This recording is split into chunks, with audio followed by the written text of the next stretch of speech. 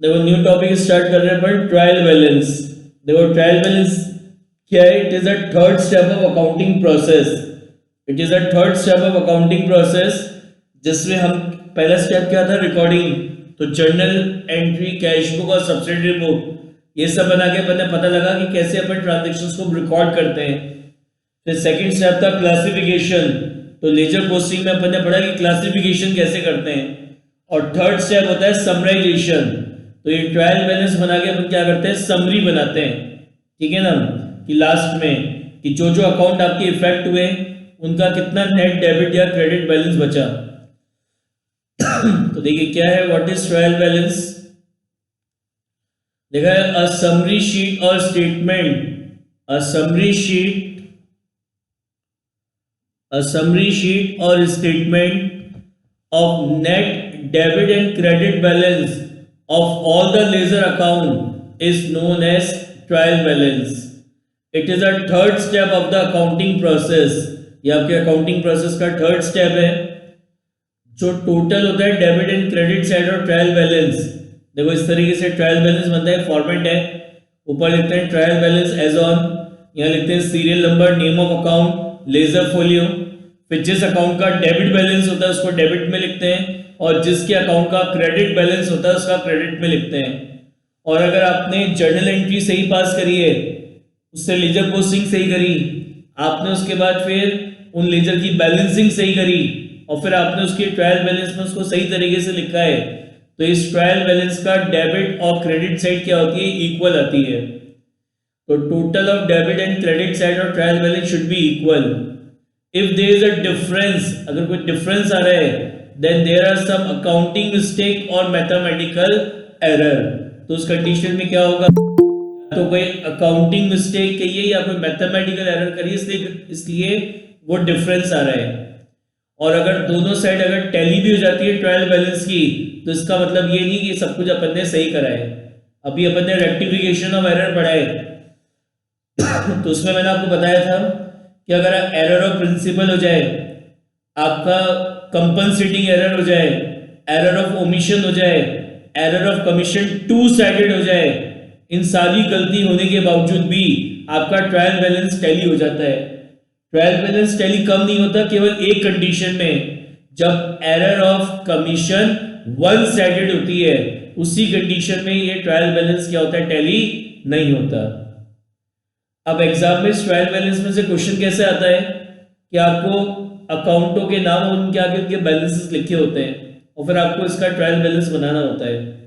तो अगर आपको पता है कि किस अकाउंट का कौन सा बैलेंस है, किसका डेबिट बैलेंस है, किसका क्रेडिट बैलेंस है, तो फिर आप बहुत इजीली ट्रायल बैलेंस आप बना सकते हैं। तो यहाँ पे मैंने ये कुछ लिस्ट है कि जिन अकाउंटों के हमेशा डेबिट बैलेंस ही होते हैं, और कुछ अकाउंट है जिनके हमेशा क्रेडिट बैलेंस ही होते हैं। तो अगर ये हमें पता हो तो फिर बहुत इजीली अपन ये ट्रायल बैलेंस बना लेते हैं। क्या क्या? अकाउंट्स और ऑलवेज हैविंग डेबिट बैलेंस, ये अकाउंट है जिनके हमेशा डेबिट बैलेंस होते हैं।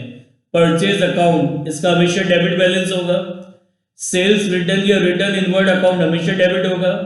एक्सपेंसेस, कोई सा भी खर्चा हो, कोई सा भी एक्सपेंस हो, सारे एक्सपेंसेस के हमेशा डेबिट बैलेंस होते हैं। असेट, जितने भी आपके एसेट अकाउंट है, चाहे फिक्स हो चाहे करंट एसेट हो, all assets are having a debit balance. Drawing account, उसका हमेशा डेबिट होता है।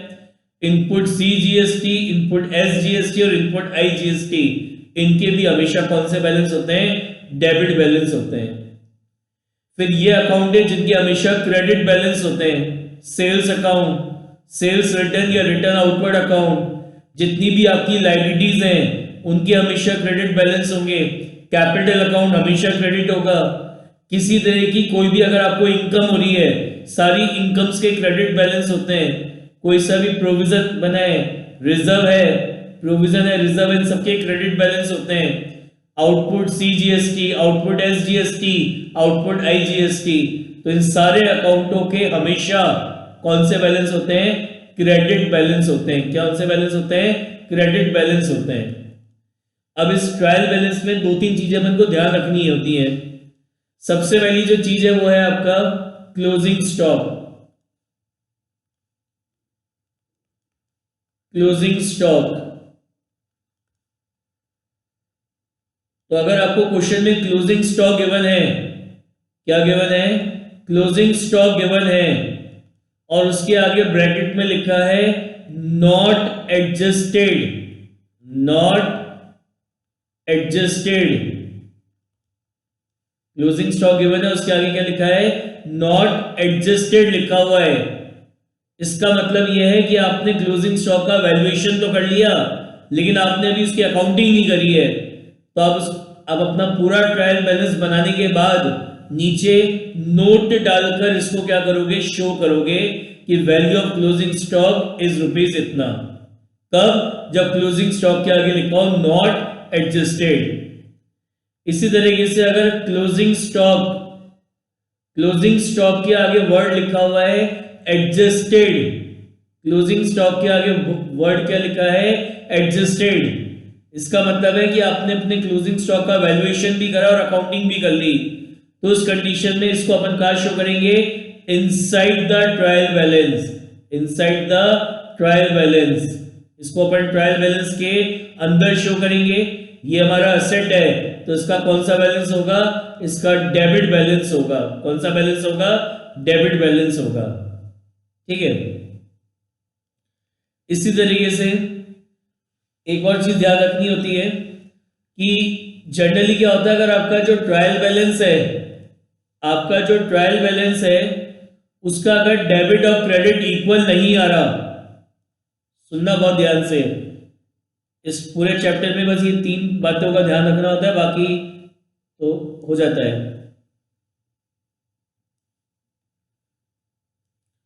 जैसे ये आपका ट्रायल बैलेंस का फॉर्मेट है, ठीक है, ये आपका डेबिट है और ये आपका क्रेडिट है।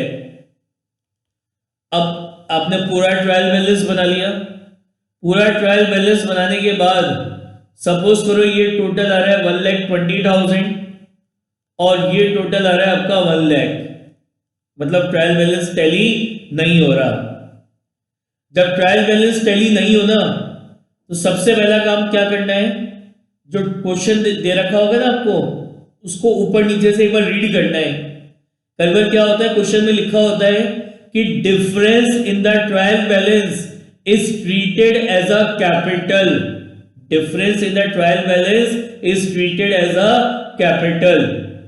तो यानी ये जो डिफरेंस है 20,000 का, डेबिट ज्यादा है क्रेडिट कम है, तो ये 20,000 अपन कहां पे लिखेंगे, कैपिटल अकाउंट में। अब सुनो गलती क्या करते हैं, आपको पता है कि जैसे ट्रायल बैलेंस टैली नहीं हो रहा, तो इस ट्रायल बैलेंस को एक बार टैली करने के लिए अपन क्या करते हैं, सस्पेंस अकाउंट ओपन कर देते हैं। तो ये सस्पेंस अकाउंट में चल जाता है 20,000। हम पूरा क्वेश्चन सॉल्व कर देते हैं, हमारे ये ट्रायल बैलेंस टैली नहीं होता और हमें पता होता है अगर ट्रायल बैलेंस टैली नहीं हो रहा तो एक बार उसको टैली कराने के लिए सस्पेंस अकाउंट ओपन कर दिया जाता है और हम यहाँ पे लिखे आते हैं सस्पेंस अकाउंट 20,000। जबकि क्वेश्चन के ऊपर कहीं पे लिखा होता है, कहीं पे ऊपर या नीचे, कि अगर ट्रायल बैलेंस में अगर कोई डिफरेंस आ रहा है then that difference will be treated as capital. तो एक तो इस चीज का ध्यान रखना है, अगर ट्रायल बैलेंस टैली नहीं हो आपका एग्जाम में तो सीधे सस्पेंस अकाउंट लिख के मत करिए ना, उसको पहले एक बार जरा चेक कर लेना, ऊपर नीचे रीड कर लेना कि ऊपर नीचे कहीं ऐसा तो नहीं लिखा कि डिफरेंस को क्या ट्रीट करना है। तो जो भी लिखा होगा फिर डिफरेंस को वही ट्रीट करना पड़ेगा। अगर लिखा है difference will be treated as capital तो यहाँ कैपिटल लिखोगे। एक तो ये बात हो गई। दूसरी बात, ट्रायल बैलेंस टैली नहीं हो रहा और ऊपर नीचे भी कुछ नहीं लिखा तो भी फिर सस्पेंस अकाउंट एक बार, मतलब फिर भी एक बार सस्पेंस अकाउंट मत लिखना। क्यों? फिर आप चेक करना ये जो भी अकाउंट यहाँ पे आपने लिखे हैं ना, क्या यहाँ पे आपने कैपिटल अकाउंट लिख दिया क्या, क्या यहाँ पे आपने कैपिटल अकाउंट लिख दिया क्या। और बाय चांस अगर ये सिचुएशन हो जो भी आपको दिख रही है कि डेबिट है 1,20,000, क्रेडिट है 1 लाख, लेकिन ऊपर जो बैलेंस है उसमें कैपिटल अकाउंट नहीं है, तो फिर आप डिफरेंस क्या मानोगे, तो भी आप डिफरेंस क्या मानोगे, कैपिटल अकाउंट मानोगे। सस्पेंस अकाउंट किस कंडीशन में खोलना है, ट्रायल सस्पेंस अकाउंट यहाँ पे कब लिखना है, जब एक तो आपका ट्रायल बैलेंस टैली ना हो, आपका जो ट्रायल बैलेंस है ये टैली ना हो, ठीक है ना। उसके बाद ऊपर भी कुछ नहीं लिखा, क्वेश्चन के ऊपर नीचे नहीं लिखा हुआ कि ये जो डिफरेंस है इसको क्या मानना है। और आपने यहाँ पे पढ़ा तो अकाउंटों में आपको कैपिटल अकाउंट का बैलेंस भी दे रखा था, तो उसी कंडीशन में ये जो डिफरेंस है उसको आप कहाँ डालोगे, सस्पेंस अकाउंट में डालोगे। ठीक है ना। एग्जाम में जनरली क्या होता है, टीचर ऐसा क्वेश्चन देते हैं कि जहां पे ट्रायल बैलेंस टैली नहीं हो रखा होता और हम उसको वहां पे सस्पेंस अकाउंट डाल के कर आते हैं, जबकि वो क्वेश्चन के ऊपर कहीं लिखा होता है कि difference will be treated as capital, या फिर क्वेश्चन के ऊपर नीचे कुछ नहीं लिखा होता, लेकिन ये जो अकाउंट है इसमें कैपिटल अकाउंट नहीं होता है, तो फिर वो जो डिफरेंस है वो आप क्या लोगे, कैपिटल अकाउंट लोगे। सस्पेंस अकाउंट किस कंडीशन में लेना है, एक तो जब क्वेश्चन के ऊपर नीचे बता नहीं रखा हो कि difference will be treated as, कि डिफरेंस को क्या मानना है तो वो नहीं बता रखा हो, और दूसरा ऊपर अगर आपको कैपिटल अकाउंट के बैलेंस दे रखा हो, ठीक है ना, फिर भी अगर डिफरेंस आ रहा है तो उसको आप क्या मानोगे, सस्पेंस अकाउंट में क्या करोगे, ट्रांसफर करोगे। ठीक है, देखो मैंने आपको बताया कि अगर यहाँ पे आपने टोटल करा, फिर भी अगर दोनों में डिफरेंस आ रहा है, डेबिट क्रेडिट में डिफरेंस आ रहा है, तो एक बार क्वेश्चन हम रीड करेंगे उसका ऊपर नीचे, तो वहां पे अगर लिखा है कि difference will be treated as capital या difference will be treated as drawing, तो जो भी उसको डिफरेंस को जो भी मानने को कह रहा है वो डिफरेंस अमाउंट ऑफ वो लिखोगे। जैसे यहाँ लिखा हो difference will be treated as capital, तो आप यहाँ लिखोगे कैपिटल अकाउंट और कितने का डिफरेंस है, 20,000। दूसरा मैंने बताया कि ट्रायल बैलेंस में डिफरेंस आ रहा है, लेकिन क्वेश्चन में ऊपर नीचे बता नहीं रखा डिफरेंस को क्या मानना है, लेकिन आपको क्वेश्चन में कैपिटल अकाउंट का बैलेंस गिवन नहीं है, तो अब फिर आप उस डिफरेंस को क्या ट्रीट करोगे, कैपिटल अकाउंट ट्रीट करोगे। और वहां पे ऐसा आ रहा होगा क्वेश्चन में कि डेबिट ज्यादा होगी और क्रेडिट कम होगी, क्योंकि कैपिटल का क्रेडिट बैलेंस होता है। और दूसरा तीसरी चीज क्या बताई कि ट्रायल बैलेंस में डिफरेंस आ रहा है, ऊपर नीचे कुछ नहीं दे रखा, और आपको कैपिटल अकाउंट का बैलेंस गिवन है क्वेश्चन में, तो उस कंडीशन में डिफरेंस आप सस्पेंस अकाउंट में ट्रांसफर करोगे।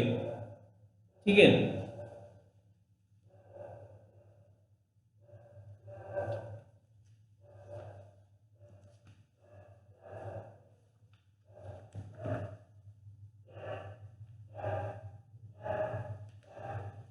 देखो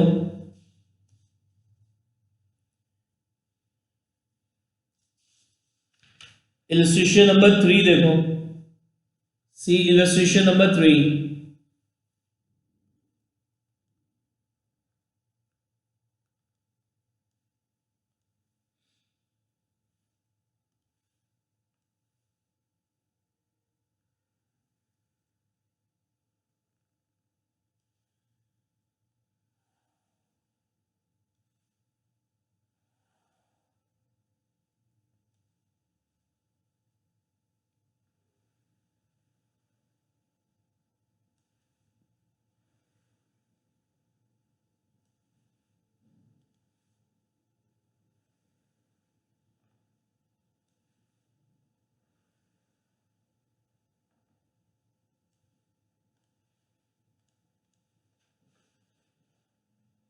यहाँ ऊपर लिखेंगे अपन trial balance, trial balance as on, trial balance as on 31 March 2018। यहाँ लिखेंगे name of account, name of account, उसके बाद यहाँ लिखेंगे अपन लेजर फोलियो, उसके बाद फिर यहाँ पे आएगा आपका डेबिट, और यहाँ लिखेंगे क्रेडिट। सबसे पहले आपको स्टॉक दे रखा है, तो स्टॉक आपका असेट है, और असेट का कौन सा बैलेंस होता है, डेबिट, तो इधर डेबिट में लिखेंगे 2,20,000। फिर परचेज, परचेज का कौन सा बैलेंस होता है, डेबिट बैलेंस होता है, तो परचेज का डेबिट बैलेंस है 25,75,000। उसके बाद है सेल्स, तो सेल्स का क्रेडिट बैलेंस है, तो सेल्स का क्रेडिट बैलेंस है 36,18,000। कैरेज इनवर्ड, कैरेज इनवर्ड, तो कैरेज इनवर्ड आपका एक्सपेंस है, और एक्सपेंसेस के डेबिट बैलेंस होते हैं कितना, 3000. कैरेज आउटवर्ड ये भी आपका एक्सपेंस है, तो इसका भी कौन सा बैलेंस होता है? Debit balance. कोई सा भी एक्सपेंस हो उसके हमेशा डेबिट बैलेंस होगा. Return inward. रिटर्न इनवर्ड क्या होता है? रिटर्न इनवर्ड का मतलब होता है सेल्स रिटर्न, और सेल्स रिटर्न का डेबिट बैलेंस होता है कितना? 85,000. फिर है रिटर्न आउटवर्ड.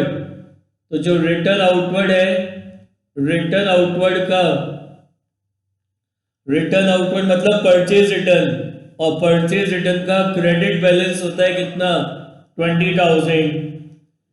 फिर है डेटर्स, या डेटर आपका असेट होता है, और असेट का डेबिट बैलेंस होता है कितना?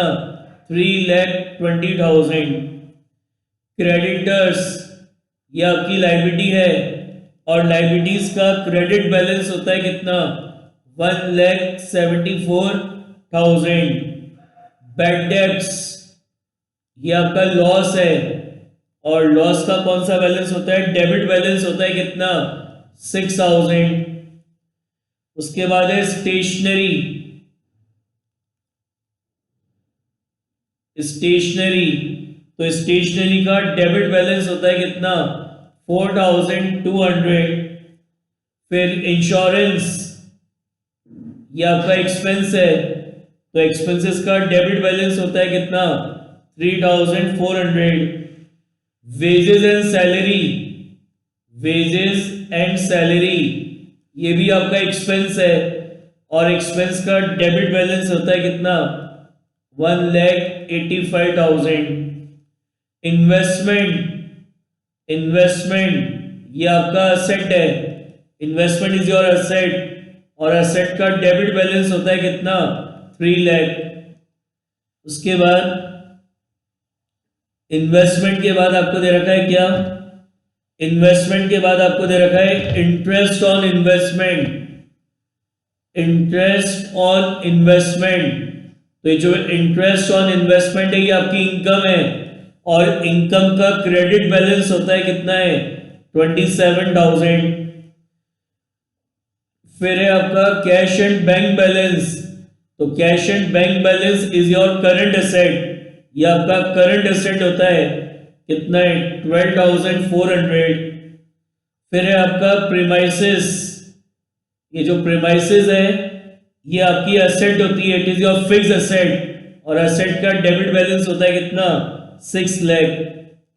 Fixtures it is your fix asset, ये हमारे फिक्स एसेट होते हैं, और फिक्स एसेट का डेबिट बैलेंस होता है कितना? 1,40,000.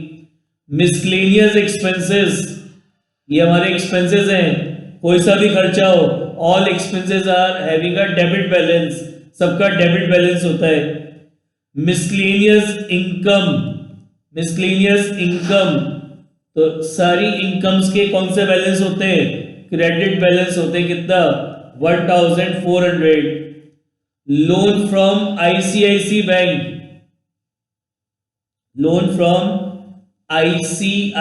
Bank, loan is a liability, और लाइबिलिटीज के कौन से बैलेंस होते हैं? क्रेडिट बैलेंस होते हैं कितने? 2,50,000. फिर इंटरेस्ट ऑन अबव, ये जो लोन है इस पे आप जो इंटरेस्ट पे कर रहे हैं ये आपका एक्सपेंस है, तो एक्सपेंसेस के कौन से बैलेंस होते हैं? डेबिट बैलेंस होता है कितना? 30,000. ठीक है.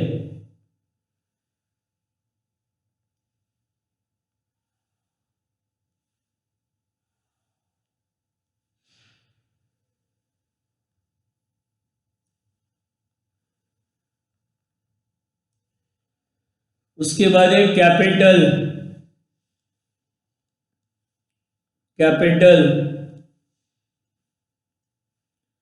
कैपिटल अकाउंट का हमेशा क्रेडिट बैलेंस होता है, तो कैपिटल अकाउंट इसका क्रेडिट बैलेंस है कितना?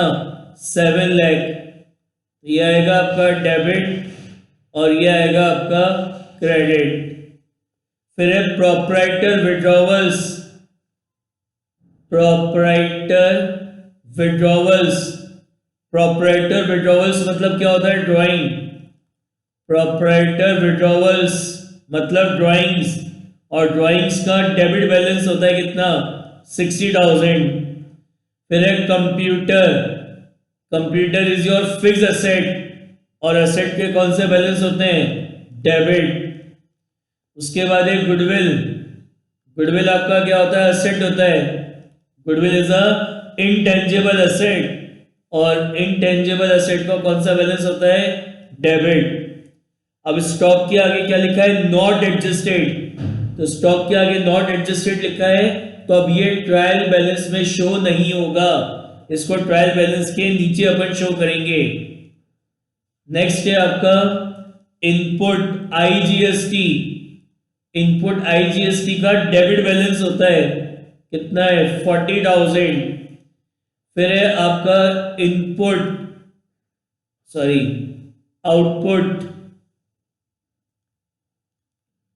आउटपुट आईजीएसटी, तो ये जो आउटपुट आईजीएसटी है ये आपकी लायबिलिटी है, और लायबिलिटी का क्रेडिट बैलेंस होता है कितना है? 50,000। ठीक है, इसका टोटल करेंगे।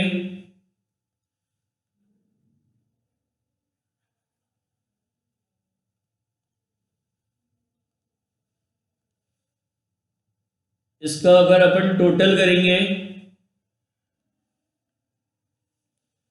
तो ये आएगा आपका 48,40,400, और इसका भी आ रहा है 48,40,400। अब क्लोजिंग स्टॉक के आगे लिखा था नॉट एडजस्टेड, तो नीचे इस तरीके से नोट डालेंगे, और नोट डाल के यहाँ पे अपन लिखेंगे value of closing stock. Value of closing stock is rupees, value of closing stock is rupees 3,10,000। Value of closing stock is rupees 3,10,000। तो जब क्लोजिंग स्टॉक के आगे लिखा होगा नॉट एडजस्टेड, तो इसको इस तरीके से नोट डाल के अपन लिखेंगे।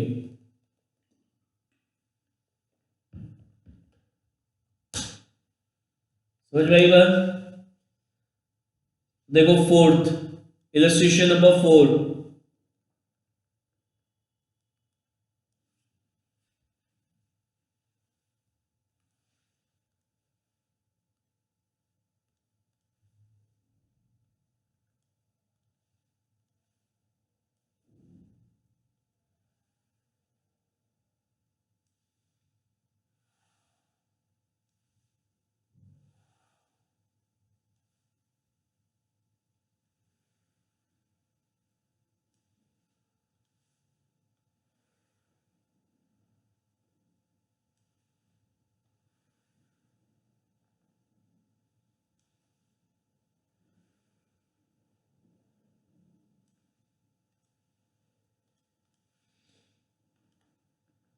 यहाँ लिखेंगे ट्रायल बैलेंस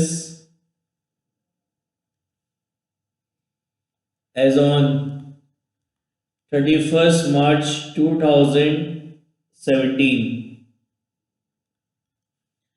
यहाँ लिखेंगे नेम ऑफ अकाउंट,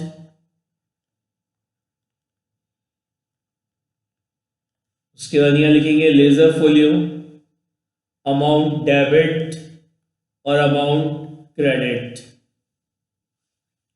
सबसे पहले आपको दे रखा है परचेज, तो परचेज अकाउंट का हमेशा डेबिट बैलेंस होता है, कितना है? 18,20,000।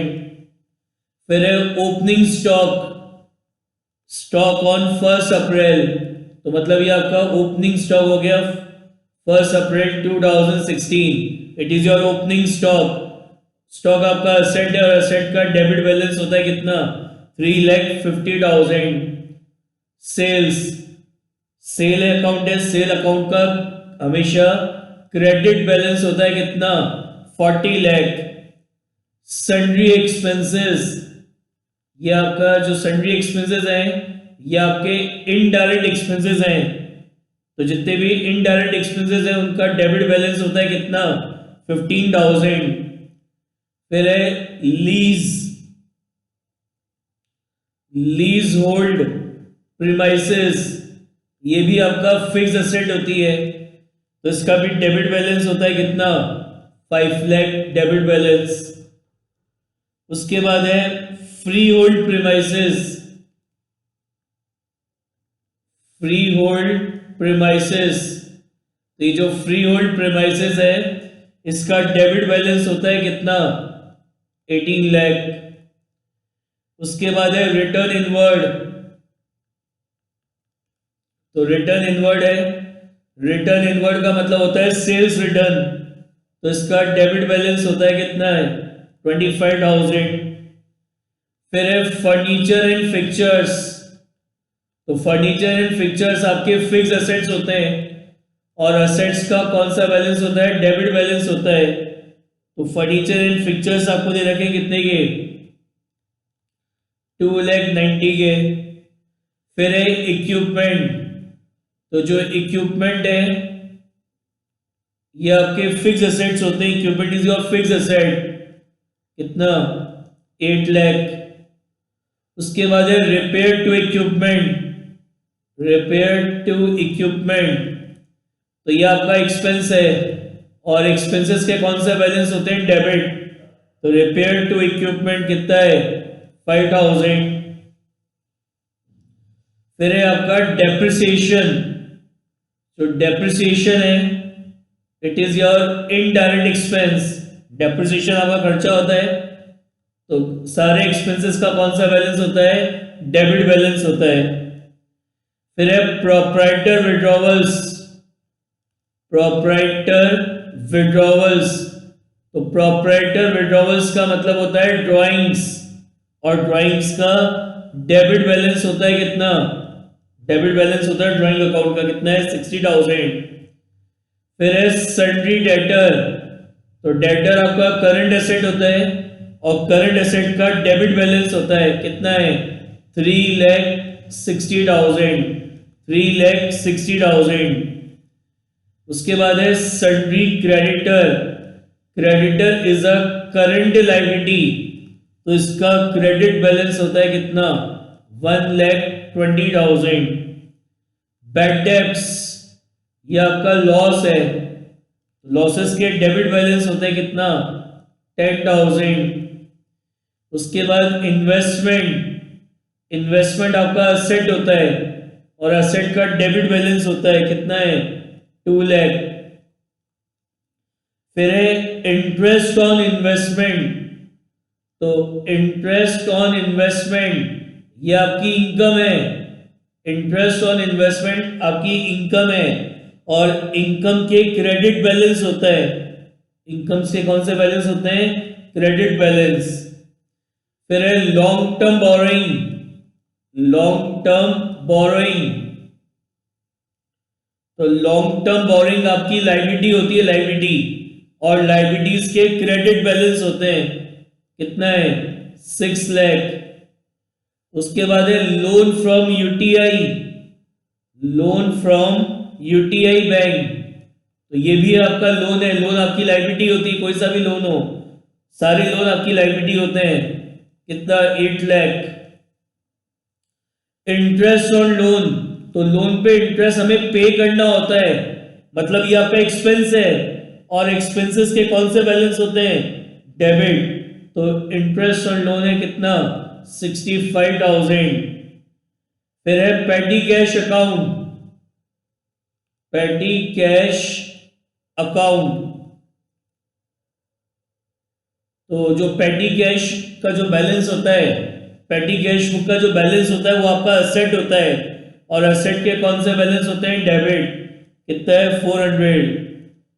फिर है आपका बैलेंस एट बैंक, तो ये जो बैलेंस एट बैंक है ये आपका एसेट है, current asset, cash balance, cash at bank is a current asset, कितना है, 34,600। अब स्टॉक के आगे लिखा है नॉट एडजस्टेड, तो इसको अपन ट्रायल बैलेंस में शो नहीं करेंगे, इसको आप ट्रायल बैलेंस में शो नहीं करेंगे। अब ये जो ट्रायल बैलेंस आपने बनाया है ना, इसका डेबिट और क्रेडिट इक्वल नहीं आ रहा है, इसका टोटल करोगे आप तो इसका डेबिट और क्रेडिट इक्वल नहीं आ रहा, तो मैंने आपको क्या बताया, इसका डेबिट ज्यादा है और क्रेडिट कम है, तो मैंने आपको क्या बताया था, जब डेबिट और क्रेडिट इक्वल नहीं आए तो क्या चेक करो, ऊपर नीचे जरा चेक कर लो एक बार क्वेश्चन को। तो देखो क्वेश्चन के ऊपर क्या लिखा है, last line, the amount required to balance should be entered in the capital account. कह रहा है इस ट्रायल बैलेंस को बैलेंस करने के लिए जो अमाउंट होगा वो आप कहाँ ट्रांसफर करेंगे, कैपिटल अकाउंट में। तो इसका जो डिफरेंस आ रहा था वो डिफरेंस आ रहा था 8,75,000 का। डेबिट ज्यादा था, क्रेडिट कम था। अब ये ट्रायल बैलेंस क्या होगा, टैली हो जाएगा। ठीक है, अब वो जो क्लोजिंग स्टॉक है उसके आगे लिखा था नॉट एडजस्टेड, तो उसको अपन ट्रायल बैलेंस के बाहर शो करेंगे। कैसे, ये लिख के value of closing stock is rupees कितना, 4,60,000, इज रुपीज 4,60,000।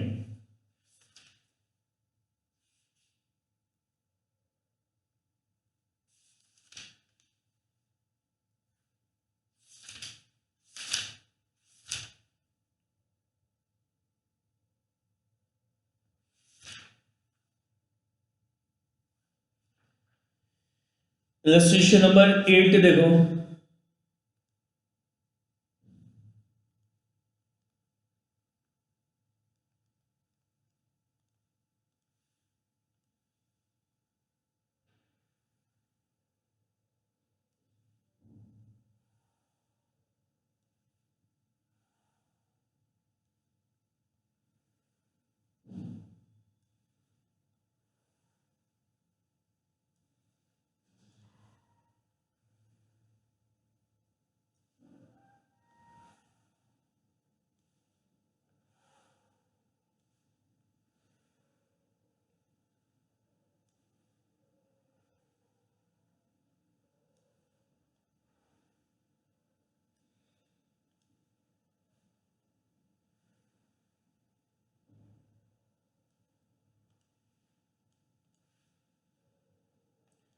क्या कह रहा है, the following is the trial balance prepared by an inexperienced accountant, redraft it in correct form and give the necessary notes.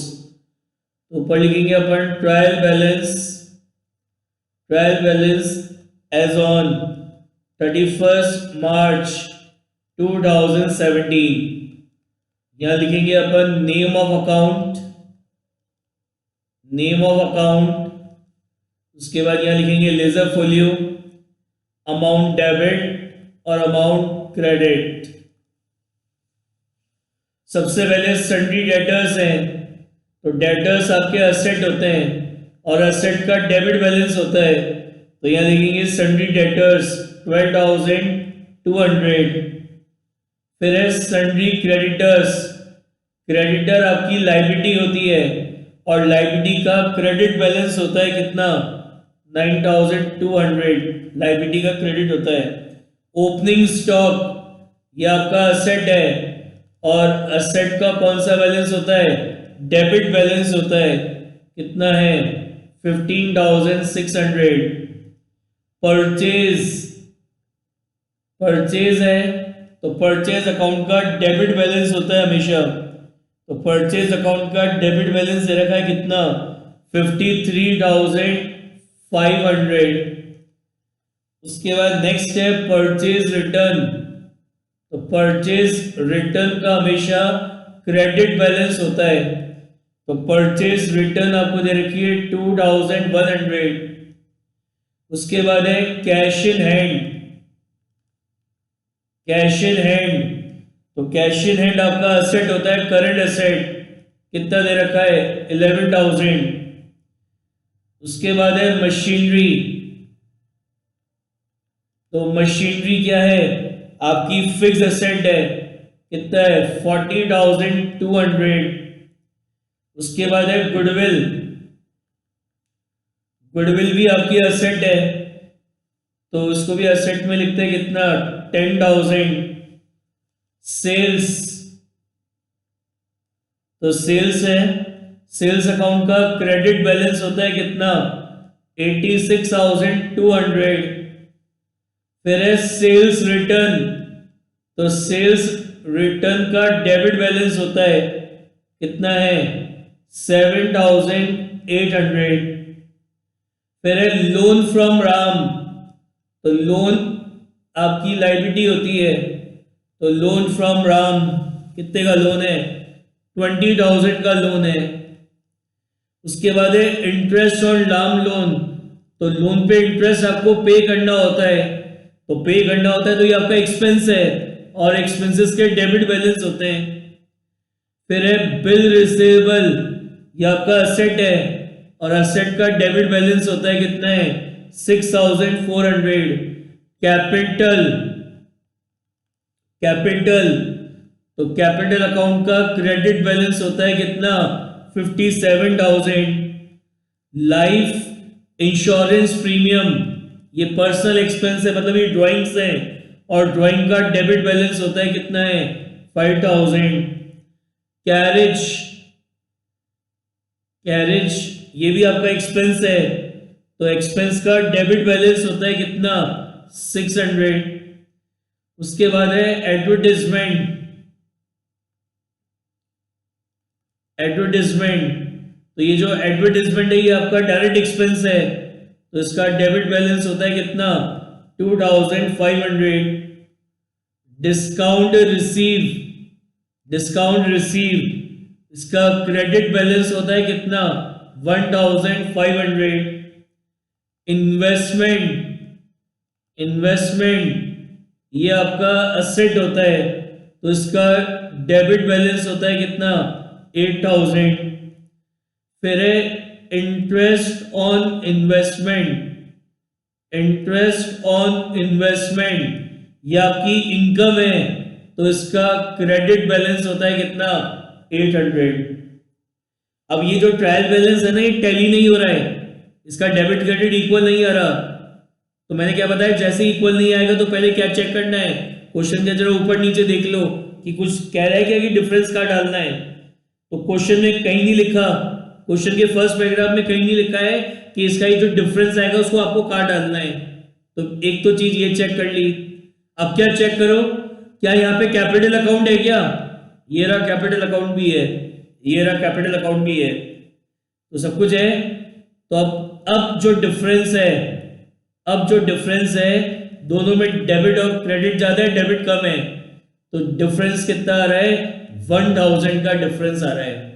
कितने का 1,000 का डिफरेंस आ रहा है, ये बैलेंसिंग फिगर है। तो अब क्योंकि क्वेश्चन में ऊपर भी कुछ नहीं लिखा कि डिफरेंस को कहाँ डालना है और प्लस आपका कैपिटल अकाउंट का बैलेंस भी है, तो फिर ये जो डिफरेंस है ये जाएगा सस्पेंस में। कितना 1,76,000 और 1,76,000। समझ में आई बात।